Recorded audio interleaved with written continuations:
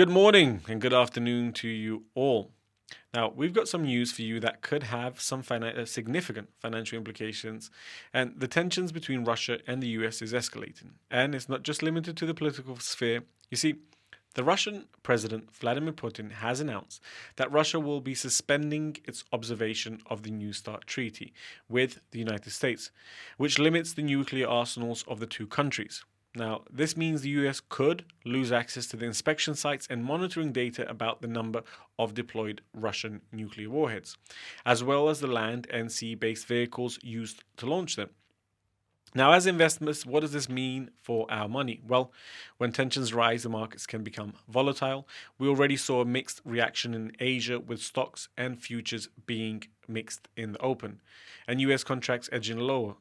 But let's dive a little bit deeper into the Russia news side. You see, now that Putin stated that Russia is fighting for its historic lands in Ukraine, and I will quote here, he said that he will be fulfilling, or we will be fulfilling the tasks set step by step, carefully and consistently.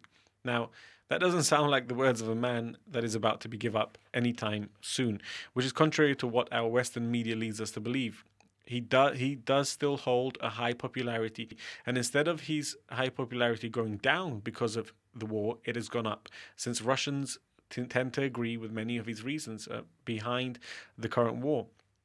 And in his speech, he also accused the US-led NATO alliance of fanning the flames of the conflict and trying to destroy Russia. That plays directly into the fear that many Russians have.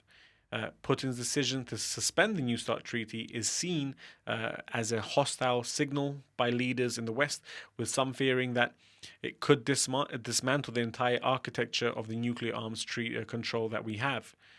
However, Putin also stated that Russia will only resume nuclear testing in response to any US tests, which in a way could be seen as a positive sign. However, the reality is the news is negative, and to global markets, the negative sentiment could all be further compounded by the fact that the US Federal Reserve is being pressured to combat inflation, and traders are actually factoring another 75 basis points of rate hikes by the Federal Reserve by July. Excuse me.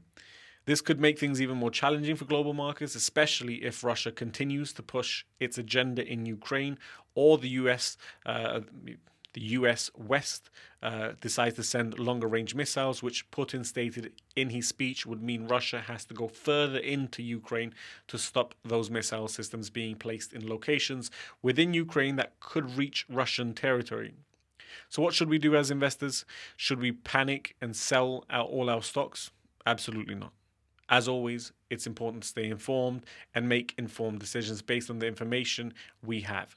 Now, we need to keep an eye on any new developments and consider diversifying our portfolio to reduce risk. For example, as many other people say, you can consider investing in gold as a hedge, which does tend to do well during times of geopolitical uncertainty. Overall, it's important to stay calm, not make any knee-jerk reactions. The markets may be volatile in the short term, but in the long term, they do tend to recover. That's all for today's video. Thanks for watching, and be sure to subscribe to our channel. Hit the bell hit the bell to get notified when we post new videos. And as always, drop your questions and comments down below. We hope you found this information helpful, and we'll see you in the next one.